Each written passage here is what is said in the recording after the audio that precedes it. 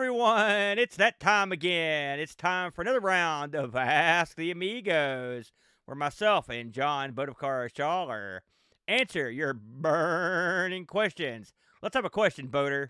All right, we kick things off with Andy Craig. He says, "Is there any computer or arcade gear you'd risk bodily injury to obtain, such as maybe the Acorn Archimedes, FM Towns Marty, or sit-down Star Wars cabinet?" All of those, yes. In fact, Well, I've done that before. I've I was already going to risked say, bodily damage. if you're involved in the arcade business of buying arcade machines, you're Yeah, in the bodily injury business because yeah. you're lifting heavy objects in a way that is not safe to do so. I mean, just look at your pinball machines. A good example. Let's recall us sliding down the pinball machines on that narrow set of wooden stairs with me on the bottom just holding on. When you sell the house, the pinball goes with it. That's We're right. never doing that again. And then the fact that you had the audacity, I remember you had that arcade machine in there. I was like, thank God you never got rid of that thing because that would have been a disaster. I mean, you got rid of one of those, did you? Didn't you get rid of Yeah. the Double Dragon? Yeah, I How did we sold the get that Double out of Dragon. there? Well, what I did, the truck backed down the side of the hill, and then we went out through the Yeah, basement, that's and so right. that's how you do it. No, of course, I pulled a Galaga or Galaga, if you will, out of I broke into a business through their fence. I backed my car back there, and then and this is during business hours, broad daylight, and I'd gotten a phone call that they dropped an entire Galaga machine in their dumpster, and that would not stand, not with Oh, me around. So I told my boss I had to leave work for an emergency because I was at work too. Drove to the place, picked the fence open, drove my truck in there, jumped in there in the dumpster. I got down in the dumpster. I pulled the Galaga out. FYI, that sucker's in my arcade right now. So yeah, yeah. I'd risk it. And for all the other stuff he mentioned, FM Towns Marty, I'd be up for the Marty party. You know that FM Towns car Marty. You don't know what I'd do for that. Serious damage I'd do for that. Sit down Star Wars, all those. I one thing about me, I consider myself sort of like Cactus Jack or Mankind, whoever, Mick Foley. Like, I'll take a lot of damage to get what I want. I don't mind because my body is a roadmap of pain. I got nothing to lose now. So That's yeah, I true. would take damage for all that stuff, Bode. Jocko6502 asks, "Have you played a real life escape room?" No, I want to. My kid wants to do one too, and the boys all want to do one, but I've never been in one. Have you? Yeah, I did it with my family, and all I could think about was, man, I wish Brent and Jamie were here because they'd have this thing solved in 2 seconds. Yeah, They've got a yeah. way of thinking that is different than the way that the most people think. Like That's good for stuff like that. I would never go in without good Matt, for example. Mhm, I need him in there because me mhm. too dumb, no thank good. That's a Yeah, yeah, problem. yeah. But it was fun. I highly encourage. In fact, we should try and organize one of those. I think Yeah, that would be a fun outing, especially we for the need to get child. Matt and Jamie and Brent. Yeah, yeah. Although getting in an escape room with Brent, I would probably just eventually just run through the wall in anger, sort of like the hedge maze I was in. Just give up and run through the side. Batman asks, "Gifts excluded. What is the lowest amount of money you have ever spent on a fully functional computer or console?" Well, we've been gifted tons of those, so no dollars Yeah, would it's why be. it says gifts excluded. Those are Oh, the sorry, very I forgot first about that words. part. Yeah. Do you have a thought? Yeah. When I was in college, when I graduated, and when I was a freshman, it was the first year that they put a computer in every dorm room. So every dorm room came with a computer. And when I graduated, they were getting rid of those computers because they were old at that point. Yeah, And they were selling them off at $50. So I got a fully functioning computer that I used for several years out of college for $50. yeah. I've pulled a lot of stuff out of the garbage over the years, including that arcade machine. And I've also taken computers that were destined to die, but I'm thinking about the best thing, aside from the Now, Galaga, that I got for practically nothing. We got a real screaming good deal on that Amiga 1000 lot. In fact, that I actually made a ton of money on that. So that would be right up there. And I think is that where you got that Silicon yeah, graphics yeah. machine, the That purple or armed whatever? man in St. Albans. Yeah. So we did great on that deal. So that's Mhm. got me because I made that literally paid for my Christmas that year. selling that C64 slash Commodore PET hard drive that I got to that Right. guy in Germany.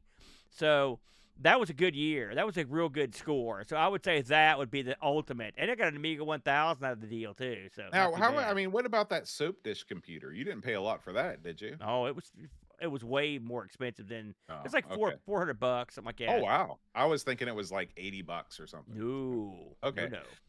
Graham Vebke asks, he's got 3 questions. Is the rules are you can ask 3 questions a month because We're like a genie. we got You get limits. three. Yeah.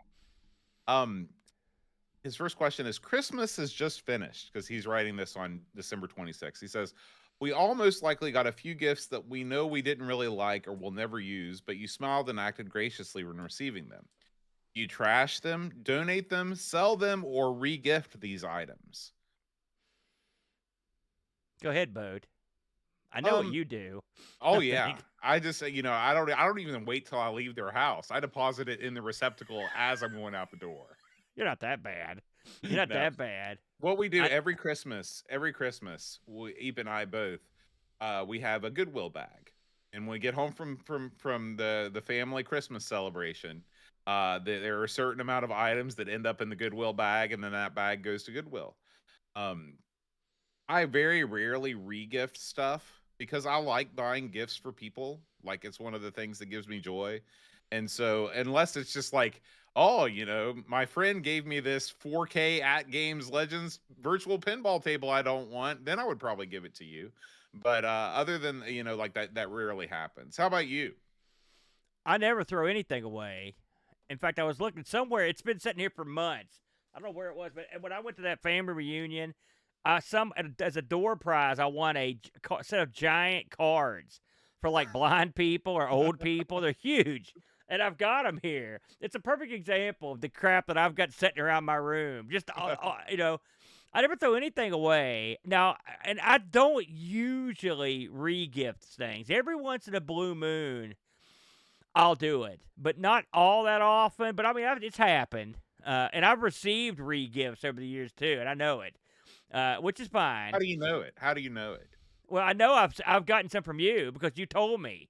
Because I remember when you got the gift originally, for example. What was remember it? I that? can't remember. Remember that Steam thing that would let you play Steam on your other Oh TV yeah, or whatever? and then I ended up taking it back from you because I've got it hooked up to my TV right now. Exactly. So you re-gifted, then you de-gifted. That's So right. there, right there. But you knew I still had it, didn't you? Oh yeah. And that's not the first time that you've loaned me stuff or given me stuff that you needed back, and I've had it, and you knew I did. That's And right. the thing You is, if I never throw let you anything something away. that I think I might want back, like for example, remember when I gave you that Atari 7800? Hmm. Like, I think there's a decent chance you still have it, but there's also a decent chance that you just threw it away because you thought it was too cluttery. I know how you I are. don't know the exact location of that Atari 7800. You had it on display for a while, but this is I what I did. mean. So if you want to give someone something that you may need back, give it to me, not Boat. Boat, it That can be is that's gone good instantly. advice. Graham asks, he says, I recently heard a statement, okay? Christmas is for children, New Year's is for adults. How do you feel about this? Well, as the guy who buys the gifts on Christmas, it's for adults. I can tell you that right now because I mean it's more expensive for sure than New Year's. I mean, I don't know. New Year's we didn't do anything this year because Matt got sick because we were going to Matt's, and so I just sat on my rump for New Year's. But I mean, I guess in the past I would say yes, New Year's is for the adults. Christmas, I will say, buying the gifts aside, it is very gratifying to watch the boy open gifts. It's so nice. I like the You've Christmas only got a couple cards. years left of that too. So you've got Oh to no, I've got infinite savor at least. amounts of years because I treat Luke like he's 8, and Oh, have much like I treat my cats like they're babies. It's the same way. And so I'll make him put on his footy Pokemon suit and open packages until he's 25. Until he can take me in combat, it's gonna happen. you know, I am, Brent hates Christmas. He's made this known. It's his He least hates favorite holiday. everything. I feel the same way about New Year's that Brent feels about Christmas. I've never liked New Year's because I don't like staying up late.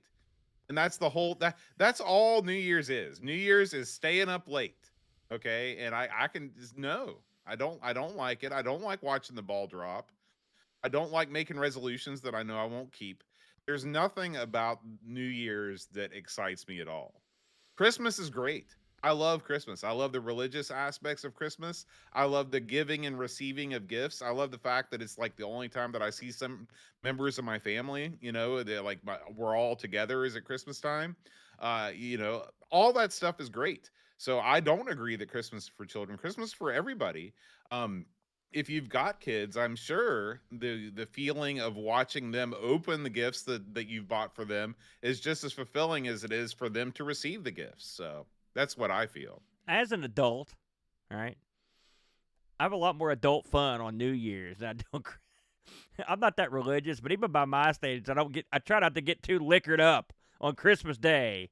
But on New Year's, Katie bar the door. It's go time. And we've had some good times on New Oh, Year's over the oh yeah, years. you're right. I mean, don't get me wrong. But here's the thing: we've had some good times when it wasn't New Year's at Matt's house. Like, you go over to Matt's house, you get liquored up and play Rock Band. I don't need a holiday for that. Also, Valid point. here's the other thing that I hate about New Year's. New Year's means it's almost time to go back to school because I've been a teacher my almost my entire adult working life, and before then I was at school as a student my whole life. So I've had Christmas break every year but one of my entire life. And New Year's marks the day where you start feeling like, oh, man, it's coming. We're almost done. So that you've got that hanging over. It's like your birthday. Your birthday is right at the end of summer vacation. It's that Yeah, same sort of feeling. I can dig it. I can dig. Okay, you're right. You're right. That's true. Number three, Graham's last question of the month. He says, each and every year we see the same shows on TV on Christmas Day. Miracle on 42nd Street, Home Alone, Doctor Who Christmas Special, etc. Do you watch these or do your own thing? Does the radio get turned on or is there anything you always listen to? Well, I mean, this year, my favorite point of the entire holiday season was sitting back in my kitchen chair with my old TV on, watching one of the BBC Christmas horror shows from like 1974 on my old TV, in black and white, while I was eating cheese and crackers. The house was quiet. I was having a few nips of the bottle, and it was great.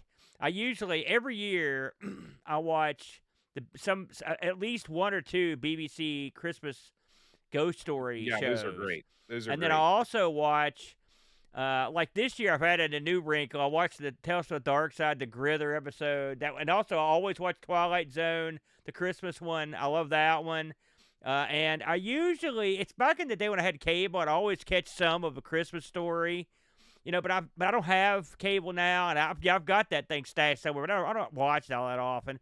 We used to watch the Charlie Brown Christmas. We didn't watch it this year. We didn't watch Frosty this year. Uh, so we tried some different stuff, but usually I like watching the ghost story stuff. The BBC, there's something about their shows from like the 60s and 70s, just the feel of them, the look of them, Yeah, the quality that I enjoy, and so I really enjoy. Like I watched The Signalman this year, which is one of my favorites, that one's and great. it was great. I love it. And so yeah, that's generally what I watch. I we usually watch Rudolph every year. That's my favorite Christmas special. I We did love watch that one actually this year. Yeah. We didn't watch Charlie Brown Christmas, which was odd. I got a 4-pack Blu-ray of like so we watched Halloween, we watched Thanksgiving. I think we were Charlie Browned out because we'd Yeah. watch those You don't two. want to watch them in a row. You Right, hit the wall. And right. And there's one Charlie Brown Thanksgiving special you don't ever want to watch. The one where they're actually on the Mayflower. That one oh, sucks. You got to yeah, watch that the one one where goes they're actually downhill. having Thanksgiving in his house. Yeah, yeah. So anyway, we didn't watch that. In my mind, as we're rolling towards Christmas, I have these visions of just sitting by the fire and watching White Christmas or Holiday Inn, those movies. Yeah. One year it actually happened, and that's 1 year in 13 years of marriage. Eep is now so busy with the restaurant. I mean, Christmas is a busy time for her that but I'm glad we got I'm glad we got Rudolph in. Yeah. All right. Christian Russell asks, if you got the old time machine working, what 2-year period of computer gaming would you choose to go back and live through as you see it as the golden age? That's tricky. Because, I mean, this is a controversial statement. We're in the golden age right now because you can play everything forever, like Right. everything all the time. So I mean, if people don't realize, especially if you're a retro gamer, but even if you're a modern gamer, you can play it all. But if I was going back in time to experience an era of gaming that I thought was awesome, man, I hate to say it, but I mean, you got to go back to like say, I don't know, 80, 85, 84. I mean, and specifically in the arcade era. Well, okay, he's talking about computer gaming, not Oh, I'm anything else. sorry. This is Well, specific maybe it computer may gaming. be the same if I'm honest, Okay. because man, it was awful exciting to because I had a computer, first computer, and those years, uh, the Coco was giving and giving and giving. I was getting all this stuff that I was getting, and it was great.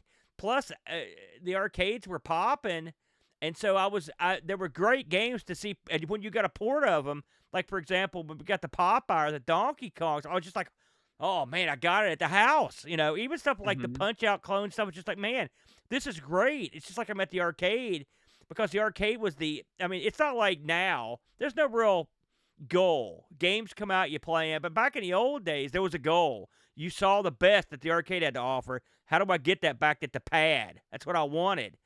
And so when you got something that you thought was worthy, you're like, oh, yeah, I'm in. And it was so much more exciting. So I would say maybe that era in computing, and it was also exciting during the early days of emulation. That was a lot of fun because you never knew what was going to come out next. You were always surprised when all of a sudden you could play Street Fighter 2 or you could play Donkey Kong or Pac-Man. Oh, this month you get Super Pac-Man with sound. Now that was an exciting time. I'd say that era was probably, I mean, for me, you're talking early 90s. I'd say mid 90s, that era. I think that's when that stuff started popping off. I can't remember exactly when I first started playing with emulators. I mean, when I played with them formally, I had a Windows PC, so it would have probably been mid 90s. Now I think about it, mid to late 90s. When you could see that stuff coming out, but that was a lot of fun too. So I would say those two. What about you? If we're talking about gaming specifically, I think I'd want to go back to probably around the same time that you're talking about, maybe just a little bit before, maybe something like 83, 84, before the launch of the 16-bit machines, before the launch of the Amiga and the Mac. So you didn't have any thunder stolen by those. Everything was squarely concerned with the 8-bit computers when it came to gaming. Yeah, And you can see it with the magazines at the time too, because there was nothing else coming down the pike. So all attention was focused on, the C64, the Atari 8-bit, the Apple II, the Coco. that's when you knew it was over. When they started easing into coverage of the new machines, and all of a That's sudden right. your machine's crap, and Right. then slowly you get Exactly. less It's a attention, sad and then you're feeling. out. You Right. know? Right. And so that I would probably go there. But as far as just computers in general, I would love to go back to like that 90, 93, 94, 95 internet period Yeah, when the internet was just becoming a thing and you had all kind of, ICQ and the news groups, like I actually used news groups for discussion and stuff like that, the early World Wide Web. I have lots of happy memories, just like surfing the web and web rings and stuff like that. It yeah. was a good time. It's when web pages were still around, like different Right. ones. I mean, now Right. everything's sort of congealed. Yeah. Like Yeah. I find myself not going to that many web pages. It's Right. like there's no, because it's all congealed and mushed together. So yeah, I think those are good picks because we're Pajak us. Pajako asks, he says, an alternative version of Squid Game, but instead of dying, you screw up your entire retro gaming collection. If you screw up, your entire retro gaming collection gets thrown into a grinder. If you win, it's like $100 million cash, in or out. You're gonna have to help me, Aaron, because I don't know anything about Squid Game. I know it just enough to be dangerous. It's a show. I believe it's a Korean show, and Okay.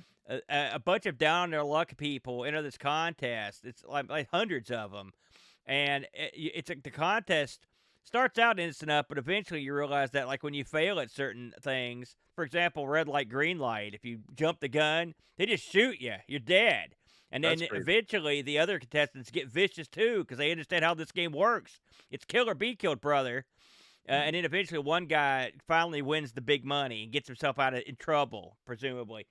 I would not play this because I think I would not give. I don't want somebody to have command of my stuff. Frankly, I'd rather. I mean, and not to mention, I'm a realist. Squid Game's just like hundreds of people, so your chances of winning are just if you're. Let's say you're the most perfect athlete there is. You may have. You could say, hey, I got a 1 in say 50, 60 chance. But if you're not so athletic, you know what I mean? Your chances are drastically diminished. So I would not do that. Let me tell you how out I am here. You wouldn't even have to threaten to throw up my retro gaming collection into a grinder. If I heard there was a competition of any sort where the winner gets $100 million, I would know that I would not win that $100 million because whatever the Yeah. competition is, there's tons of people at it that are better than I am. I would be more likely to enter a competition where at the end I could like smack around the guy of my choice. That would be, I would be more, I still don't think I'd win, but I might be more interested in doing it. That might be kind of fun. So, but otherwise, I wouldn't risk it. And it's not even because they'd grind up my collection. It's just, I don't want to get into that. I don't like it. The Squid Yeah. Game thing's creepy and weird. I'm not interested. Boss Man asks, "You're a British school kid in the mid 1980s with a Spectrum. What games are you picking to hold your own against the boastful C64 bully?" Oh, geez. Well, what year is it? Mid 1980s. Oh, because I was gonna say there's a couple of the new ones. I mean, I could put Happy's library on there and be doing pretty well. Well, So listen, remember, there are some. this isn't just about like pick the games you like. These are the games you're holding your own against the C64 bully. Well, Sentinel is great. It was on the ZX. I would pick that. I would pick School Days. These are games that you didn't see that. I mean, I think that's a pretty deep game. I don't know exactly the year it came out, but I'm guessing. Listen, I'm a homer. I don't care if I like it. No one else is impressed by the graphics. It lets you play with like 8 people or something. That'd be chaos. That's a great game. I don't care who you are. I thought it was an awesome game, so that would be on my list too. Uh, what do you think, off the top of your head? Well, this is tough because your boastful C64 bully is going to have an army of software by 1985. Yeah, It's but going to be tough. Muddy. It's going to be tough to throw things out that are really going to impress him. But what I would say is look at the games that give you the sort of the colors, anything that's vector graphics that's trying to look like vector graphics like Star Wars, Yeah, games that are super colorful like Jetpack. And again, I would say, listen, you may have these like arcade style games that you think sort of emulate what you see in the arcades, but if you want a thinking man's game that is sort of like a board game experience, you got to try Chaos, and you pull them in that way. I thought of a couple more. Okay. Land that Time forgot that me and Britt Mhm. covered a couple months ago was great, and also, what is that awesome game we played where you're on the ship and you've got the robots and you're trying to get across the water? That me and Britt played. It was my game of the year a couple years ago.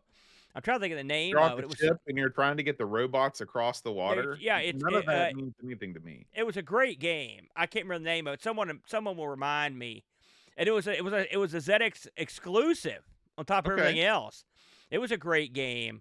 So that would be on my list. But I mean, there are plenty. And listen, what about the game? What's the game where you run from the giant ants? That was a cool game. Ant Attack. Yeah, Yeah. there are plenty of. Listen, we've played. The C64 is fine. Don't get me wrong. It's got the music. I'm not going to go to a big tirade here, but I mean, the ZX kicks the butt of the 64 in a lot of games that we tried, and it does it because it's got stylized graphics that are beautiful, pixel drawn, lovely graphics, and the color clash and stuff is secondary. A lot of times they could get past most of that. The control is Oh, usually actually, good. you know what game I would bring out too? I'm glad you What? mentioned that. Is Worst both things happen at sea. Thank you, yeah, that's Pick. it. Popeye and also Trapdoor. There's nothing that looked like Trapdoor on the I C64. sucked at that game. They're real bad. I wish I was better at it. Those games it's like an adventure type Mhm. game. Those are the tough ones to play on there. But there's some good stuff. I mean, the C64 has got plenty of good games. Don't get me wrong. But I mean, another one. Here's another one. Dr. Acula and Frankenstein. Those are both great. I mean, those games, they take a backseat to nobody, brother. Yeah, They're both great games. We yeah, could go on. we could. His Stu Scooby asks, "What do you think you get too much credit for that you may not really deserve?" Well, everything. I think anything that if there's anything people credit me with, I don't deserve it. I can tell you that right now.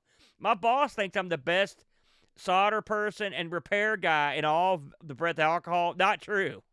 I'm ham and egging it. I know I'm just barely getting by, but I don't know how that happened. But I guess because I'm the only one that said, "I'll just take it apart and fool with it," sketchy textile.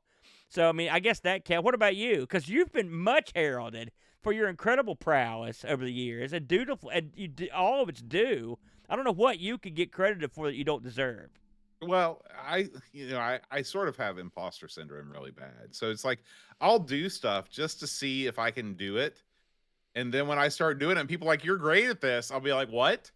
So like when I started working at state in that admin job, I just showed up and I was answering emails and people were telling me, "You've gotten a grasp at this so much faster than anybody else ever has." And I was like, "What? I'm still a band director, like full time. I'm just doing this on the side." And like, of course, I didn't say that, but in my mind. And so I never really feel like, even like when I got teacher of the year, like there's so many teachers that deserve that more than me. Like, I mean, I just show up and I just wave my hands in That's front of the band. exactly what the teacher of the year would say. Well, I that You earned it, pal. most of the stuff that I mean, I listen, I'm not going to pretend like I'm you. Like you're a truly humble person. I'm not. It's I'm easy to truly be a humble when you're bastard. not good. It just Um but I don't know. I feel like much like you, whenever I get credit for stuff, I always sort of question why because I don't know. A lot of the stuff that in his next question, what do you not get enough credit for? Like there's some like sometimes when I work really hard on stuff, I feel like nobody notices, but then I realize that it's because it's not really that important. So like I don't think I've ever done anything that important that I don't feel I've been duly recognized for.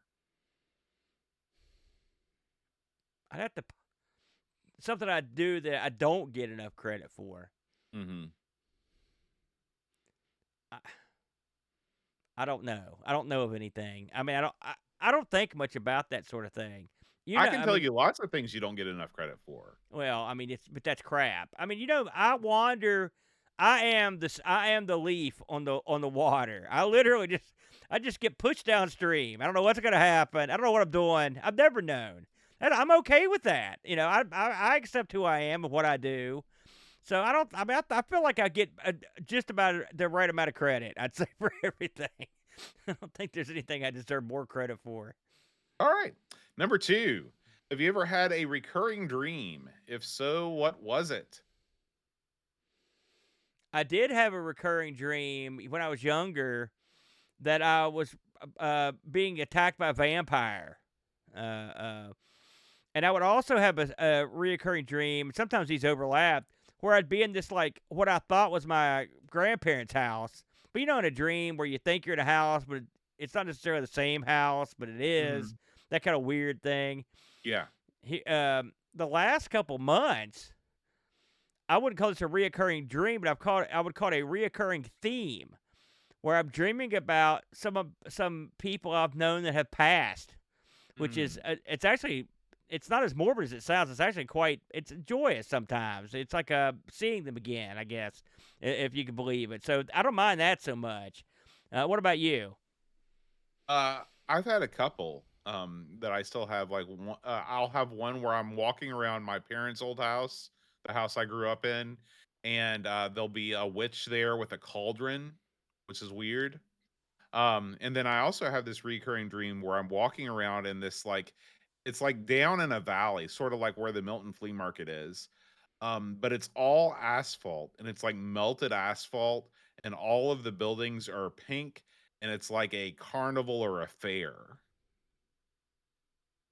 That's a That's one recurring dream that's I one have. wacky fair. It is. It's a Yeah, wacky dream. I've had that several times. that is odd. Um, Number 3, he says, "We always complain about getting older, but can you think of something you like about being your age versus when you were younger?" I'll lead this one off. I like most things about now more than when I was a kid. I may have nostalgia for when I was a kid, but I love it that today I woke up and it was a snow day and I could do whatever I wanted to do. And my parents weren't on me to clean my room.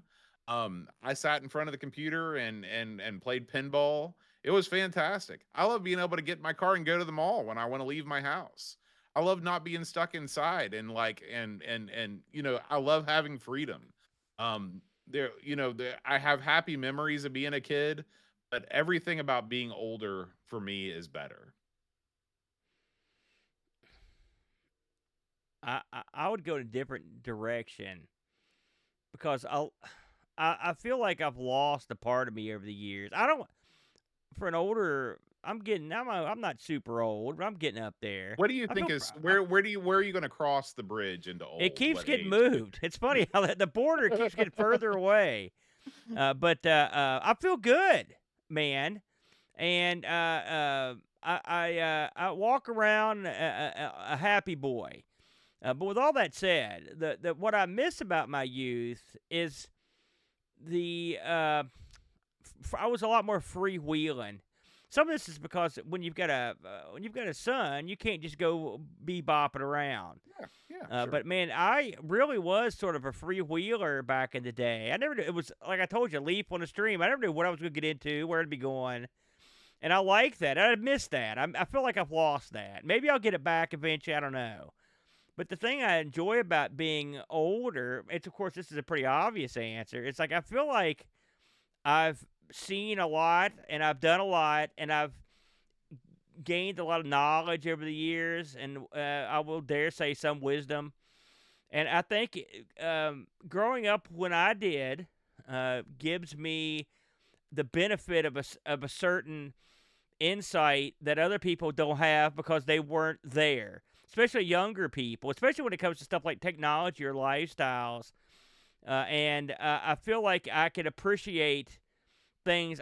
You know me, bud. I get excited about everything, and I think part of that's because to me, I'm always baffled because I've seen so many crazy things come. I mean, when I was a kid, there was a long time where we had no TV at all. We had no video games. We had no. We just that wasn't because we were too poor. We didn't have one for a while, and it was no big deal. Never no cell phones and stuff. So I feel like I'm a little more grounded when it comes to that stuff. So I guess the wisdom part of being older, I like that.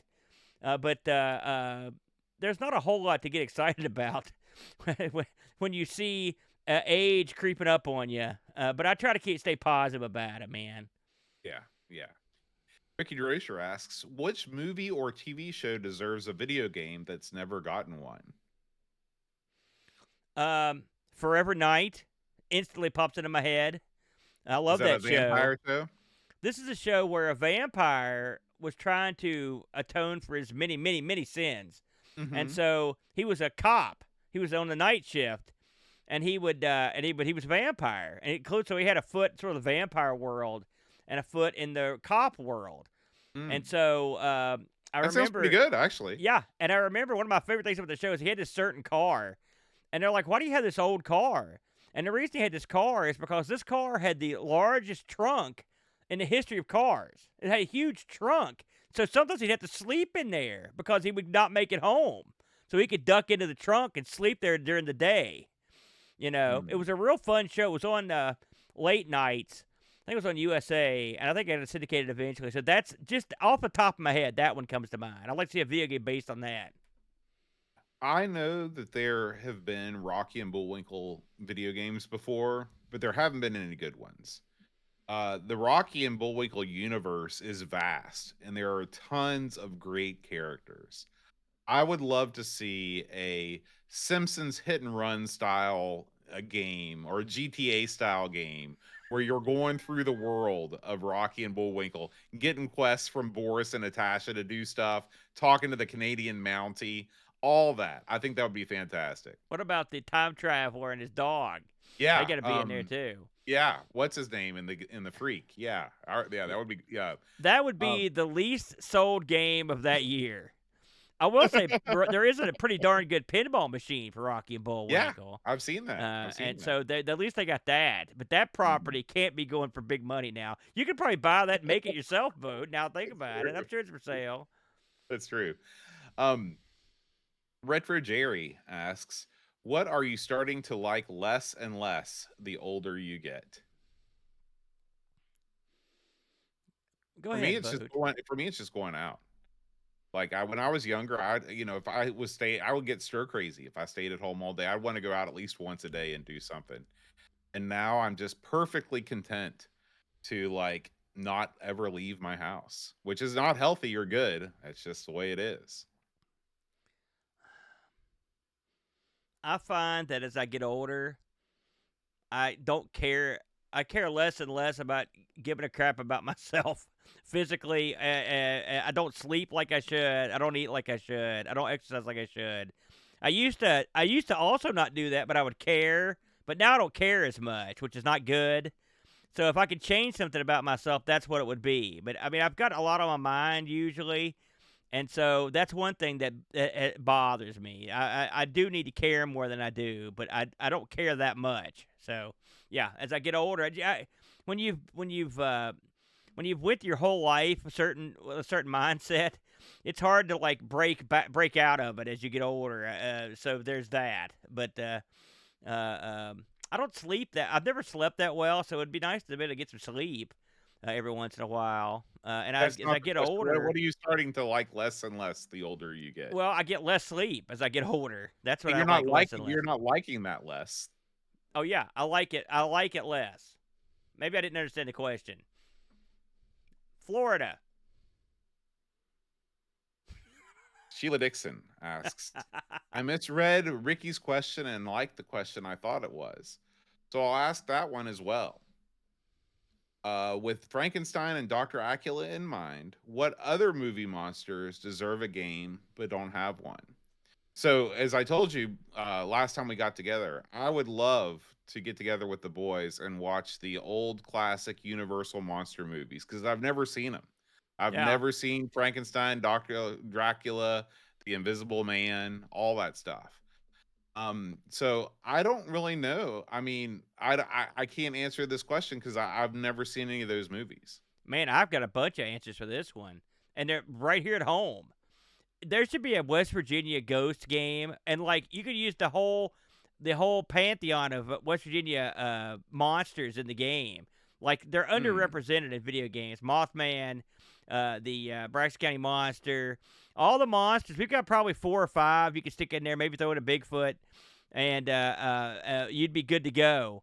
So I'd like to see any of those guys in there. There was a movie called Split Second with Rutger Howard in it, and the bad guy in it was a giant mutated, super intelligent, satanic rat.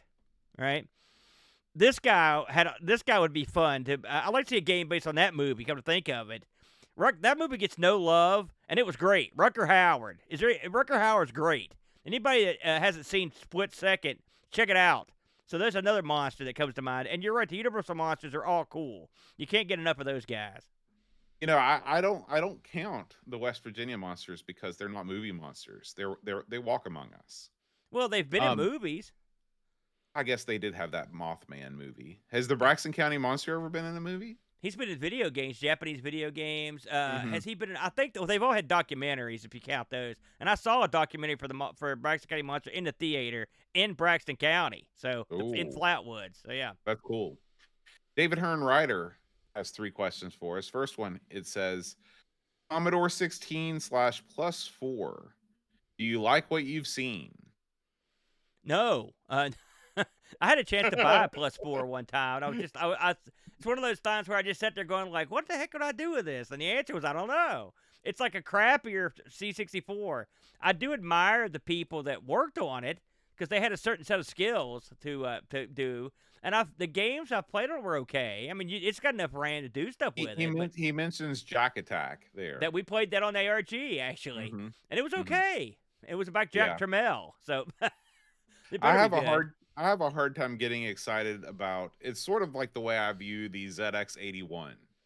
Um with the C16, the plus 4, the Vic. I just feel like the C64 fulfills all of that promise in a better way. Taking a step back from the C64 seems like something that I don't want to do. The Vic's awesome. I mean, there's a lot of good stuff for the Vic. I will say, I turned believer on the Vic. I like the ZX81 too, but I've got that ARG mindset. So when I say, "Hey, this is great. This is really good," you've got to look at the context of the machine and Sure. enjoy. Like, do Yeah. I want to whip out the ZX81 and plug it in? Probably not. But yeah, there's stuff on there to appreciate. hmm Uh, David asks, "What's your favorite GameCube game?" WWF Day of Reckoning. That was a great exclusive GameCube game, and it was a Mhm. really good wrestling game. It's got exclusive plot lines and stuff. It hadn't been done before or since. Even in the sequel, I didn't think they did it as well. So I'd put that at the top. A Burnout, whatever the last Burnout for that thing was, I love that. I played that a lot on there. Def Jam Fight for New York. Those are the three that come to mind. Okay, I've got three too. My three favorites are Super Monkey Ball, which is absolutely fabulous multiplayer and single player. Yeah, I got that for the Uh, Dreamcast. that first Star Wars game that came out, Star Wars Rebel Assault, Yeah, that blew me away graphically in a way that no other video game has ever blown me away. I mean, I it looked literally like it was Star like Wars. it looked like Star Wars. It looked like the movie. Yeah. And three is Chibi Robo, which is a quirky Japanese title where you play a tiny robot who has to clean up the family home and also the family back together. Oh, very nice, bud. I don't know that one. And Dave's last question is, and you're gonna, I think this is for you because I don't understand any of these words. Okay, All so right. get ready. Blake's Seven.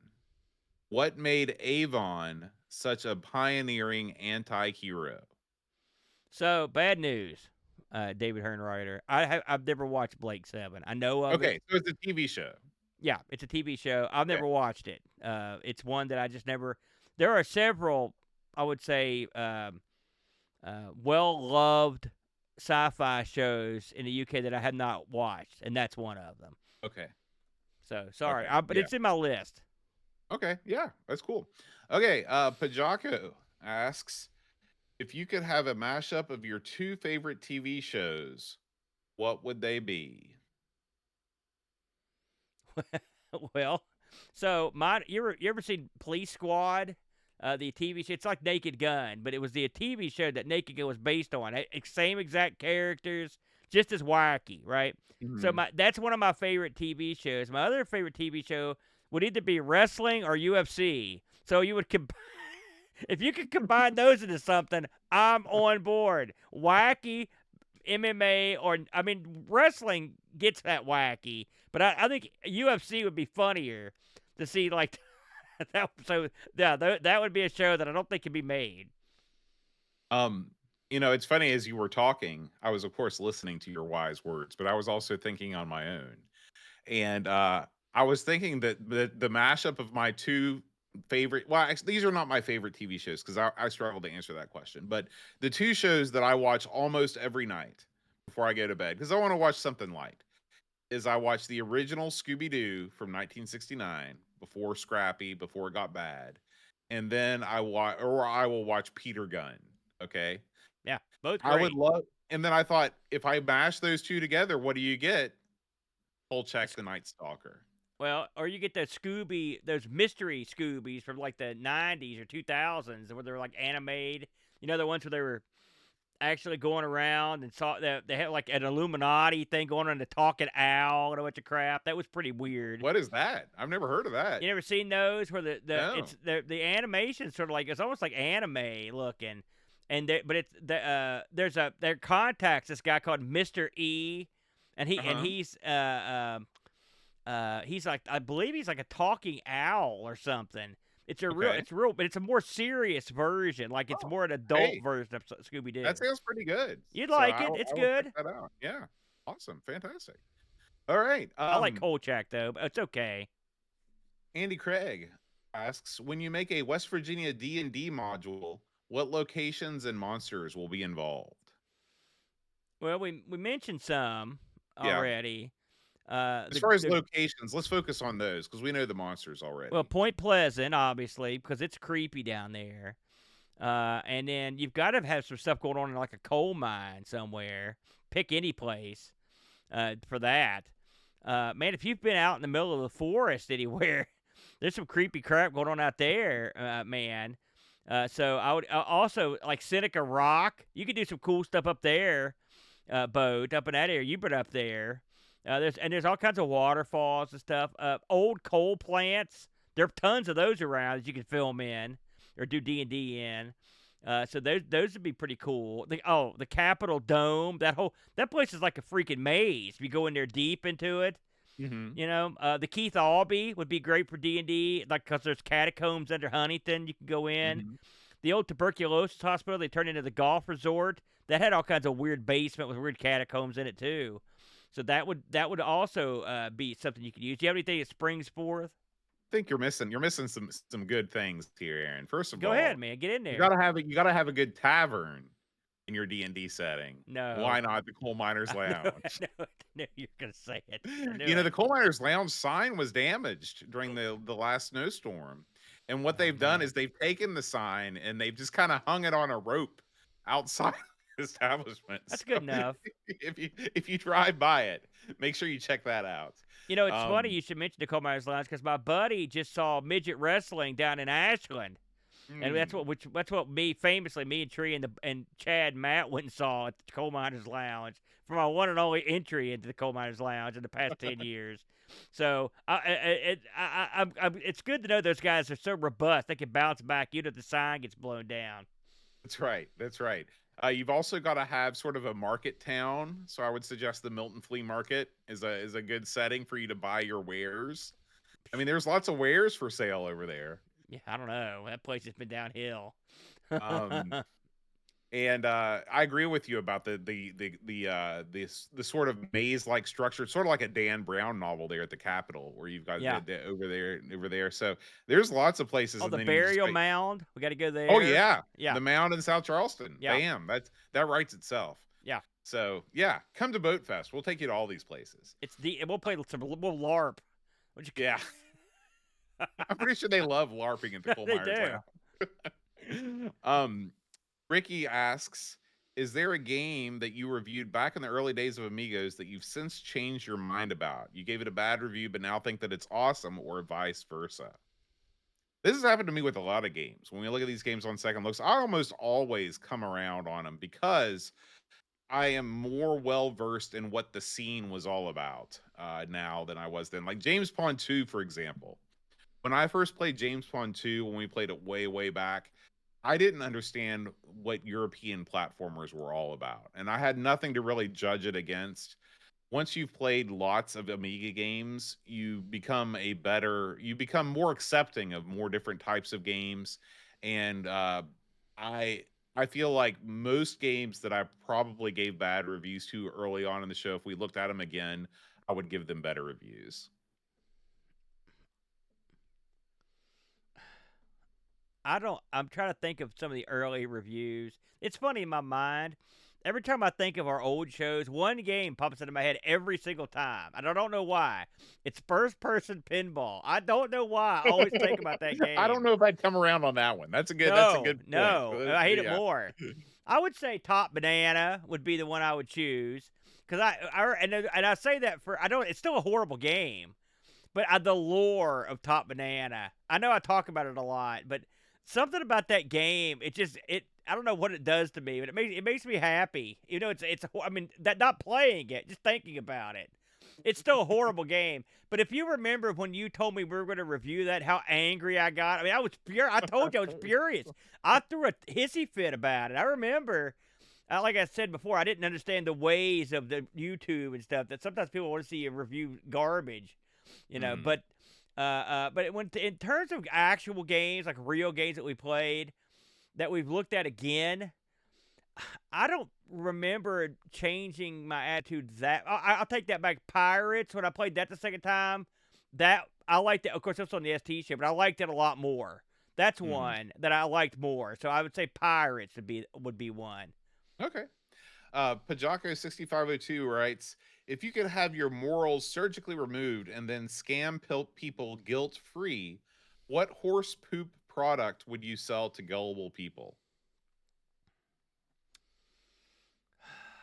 Well, you have a thought? Yes, absolutely. Go ahead. I would love to get into the meme coin business. I think that that's a perfect grift because it involves no actual, all you're doing is preying on people's greed, which is the best thing you can possibly prey on. So, I mean, it's not like you're screwing over like old women living on a pension. Well, maybe you are, but mostly you're screwing over like dudes in their basement thinking they're going to drive Lambos. Okay. And so I listen, I am a dude in my basement right now wishing I had a Lambo. I can get inside the mindset. I would love to come up with some sort of Amiga meme coin. I know that this idea has been floated by various people throughout the last couple of years, but I would go all in on the Amiga meme coin and figure out a way to angle it to appeal to all of the retro gaming crowd out there that have money to burn. I like it. By the way, you could get into the meme coin. Could you get into a Lambo? Is my question. I know I don't think Probably I not. could. I know how the Lotus experience went. I would like, I'm going to take a different approach on this one. So I watch a lot of these YouTube drama shows now. Like, Yeah, yeah. and one thing I've learned is the majority of people that are big on YouTube are garbage. They're human garbage, all right? And so I'm thinking to myself, how can I hose these people? So, have you ever seen that movie, The Big Short? You ever seen that movie? Yeah, yeah. And it was it was based on the house. It wasn't based. It was sort of a dramatic retelling of the housing crisis from Right. the perspective of people that made money off of it. If there was Mhm. some way to short YouTubers, like if I could guess who is going to fail in certain years, that would be what I would like to do. I would like to get involved in like predicting who's going to fail and then putting money on it. I'm sure I could I get think that that's kind of bet wonderful. going. I would I love to think do that's that. fantastic. I Yeah, would love to see those numbers too. I'd love to yeah, see yeah. the odds. Lobsterminator asks, "Do you have any phobias?" My biggest issue is fear of heights, which is ironic because I'm quite tall. That's true. If you've ever seen Lob in person, he towers over the tallest men. He's like those Easter Island guys. He's just a Yeah, he is. monster freak. Um, phobias.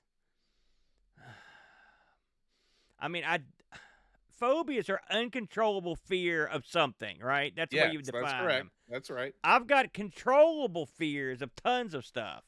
I don't know if there's anything that I would be uncontrollably frightened. Like I Okay, don't well like snakes or tell us about some spiders. of your controllable fears. I don't like snakes. I don't like spiders. I don't like bugs particularly. But I mean, I Mhm. don't go like running, screaming into the night if I saw something Right? like that. So I'm not afraid of heights per se. Or I don't think I have any phobias I can think of that are real bad. And what about you? I've got a couple. You might be you might be shocked to learn, given my neurotic personality. Um, I'd say I'm very claustrophobic. I have a Mm. fear of being trapped in small spaces. I don't think that's particularly rare. I mean, No, you know, nobody but likes that. I would not want to be one of those people.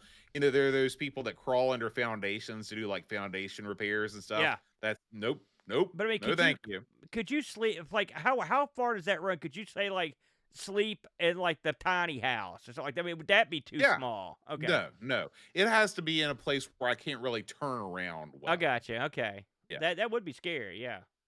And the other one is I have a fear of the eternity. I have the fear of like, okay, like for Oh example, yeah, yeah. like for example, if I went blind, okay, like suddenly went blind, it wouldn't so much be the blindness that I would fear. It would be that it's going to be this way for the rest of my life. Like having something change and it being permanent for the rest of time. I fear that just in a general way. I don't think that's. I mean, I think everyone has those fears. I do. I've got both those fears. I can understand both those, but I mean, the thing is, a phobia. That second one, you really. I mean, that's just a. Yeah, That's I not. mean maybe that doesn't qualify as a phobia, but Yeah, that's just something I think those are. about. Thanks for bringing that to my head. Thank you. Move on. Grant Graham W. Vebke finishes out our round of Ask the Amigos this month. He says, "What is your take on planned obsolescence? Recently, we were told it would be cheaper to buy a new dishwasher than repair one that was about 7 years old. Do you feel most tech has this in mind at the current time? How about our jobs or other parts of life?" I hate planned obsolescence. I hate it. But I was a computer repairman for many years, Bud, as you know. Yeah. And well, you could see the writing on the wall. The computers were no longer made to be repaired because not only was it they were made to be cheap, but they were also too expensive to fix with any reference to what it would cost to buy a new one. I mean, you just the math didn't work out once you added in labor and whatnot. You can see it coming, and this is the way of things because what's the number one thing we want? We want stuff now, and we want it cheap. And I'll use Exhibit A, this stupid iPad over here, and I've heard this so many times from people that have these old Macs that these are competent computers. Like they still work great for a lot of tasks, but the obsolescence was burned in so far that they can't do anything with them. They just they're useless. And I'm not picking on Apple. It's not just them. There's plenty of people that do that. All your phone people do it. It's a tragedy. It's tough on people who like to keep stuff going. Like I told you earlier, I like to pull stuff out of the garbage and try to get it working.